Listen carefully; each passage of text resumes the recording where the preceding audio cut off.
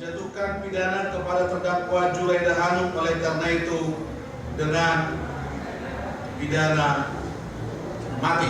Majelis Hakim Pengadilan Negeri Medan yang diketuai Erin Tuah Damanik dalam putusannya memvonis Zuraida Hanum dengan hukuman pidana mati pada sidang online yang digelar di Ruang Cakra 8 Pengadilan Negeri Medan hari Rabu. Ketiga terdakwa mengikuti sidang dari rumah tahanan. Hakim menyatakan Zuraida bersalah melanggar pasal 340 junto pasal 55 Kitab Undang-Undang Hukum Pidana. Zuraida dinyatakan bersalah melakukan pembunuhan bersama Jeffrey Pratama dan Reza Fahlevi. Hakim juga menyatakan ketiganya terbukti bekerja sama dalam kasus pembunuhan Jamaluddin. Adapun hal yang memberatkan terdakwa Zuraida karena pembunuhan dilakukan terhadap suaminya sendiri. Selain itu, perbuatan Zuraida sadis serta dilakukan terhadap pejabat negara yakni hakim.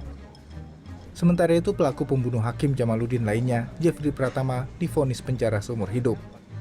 Menurut majelis hakim, Jeffrey terbukti melakukan dan merencanakan pembunuhan terhadap Jamaluddin.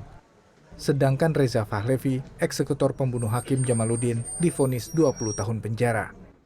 Mendengar putusan itu, penasihat hukum terdakwa menilai hukuman yang dijatuhkan majelis hakim pada Zuraida sangat berat, karena hukuman itu akan berdampak pada masa depan anak terdakwa.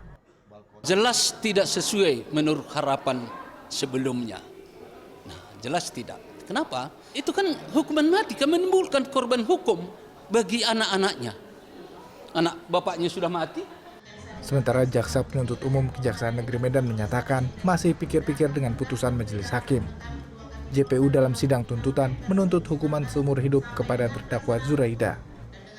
Pada prinsipnya pertimbangan hukum maupun fakta-fakta hukum yang disampaikan oleh majelis hakim dalam putusan hari ini sama persis dengan apa yang diajukan oleh penuntut umum ketika mengajukan surat tuntutan.